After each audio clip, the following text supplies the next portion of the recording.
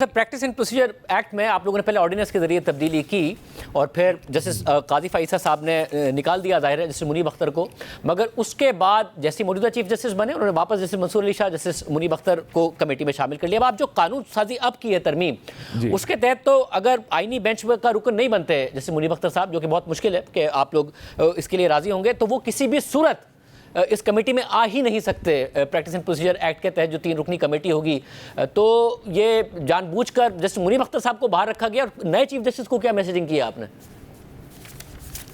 देखिए, ये बिल्कुल पर्सन स्पेसिफिक नहीं है।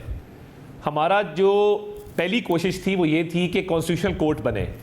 जब कॉन्स्टिट्यूशनल कोर्ट नहीं बनी और कॉन्स्टिट्यूशनल बेंच बना, तो फिर ये मुनासिब समझा गया कि जब प्रैक्टिस एंड प्रोसीजर्स एक्ट के तहत कमेटी बैठे और वो केसेस की फिक्सेशन के हवाले से फैसला करे, तो उसके अंदर कॉन्स्टिट्यूशनल बेंच के हेड का भी रोल होना चाहिए।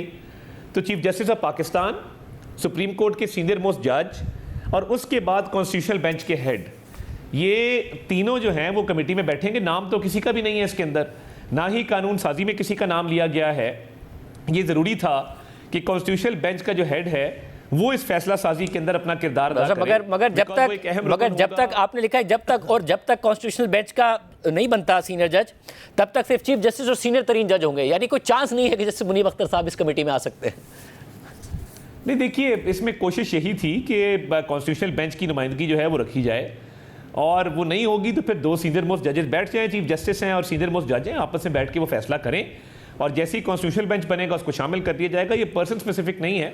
मतलब अगेन फिर आगे ये लिखा है कि अगर चीफ जस्टिस आगे तरमीम में कि अगर चीफ जस्टिस और सीनियर तरीन जज ऑफ सुप्रीम कोर्ट दोनों ही कॉन्स्टिट्यूशनल बेंच में चले जाएं, तो जो कॉन्स्टिट्यूशनल बेंच का अगला सीनियर जज होगा वो कमेटी में आएगा। यानी कोई चांस नहीं है कि सुप्रीम कोर्ट का वो जज जो कि कॉन्स्टिट्यूशनल बेंच में नहीं है वो सीनियर तरीन आएगा। यानी यहाँ पे भी मुनीब अख्तर साहब का कोई चांस नहीं है, मगर ये पर्सन स्पेसिफिक नहीं है। नहीं, देखिए, मैं नहीं समझता कि जब ये कानून बना है तो ये रखा गया कि मुनीब अख्तर साहब को कैसे इससे आउट रखा जाए। वो तमाम इवेंचुअलिटीज केटर करें, सिर्फ कॉन्स्टिट्यूशनल बेंच की रिप्रेजेंटेशन, क्योंकि हम चाहते थे कि कॉन्स्टिट्यूशनल बेंच का एक अहम रोल है, उनके पास अहम केसेस होंगे, केसेस की फिक्सेशन की कमेटी से उनको आउट करना मुनासिब नहीं था, तो इसलिए ये फैसला किया गया। मैं नहीं समझता कि ये मुनीब साहब को जो है वो जहन में रख के या उनकी तस्वीर वहाँ पे लगा के ये फैसला किया गया है कि इनको हर सूरत में बाहर रखना है, ऐसा है नहीं।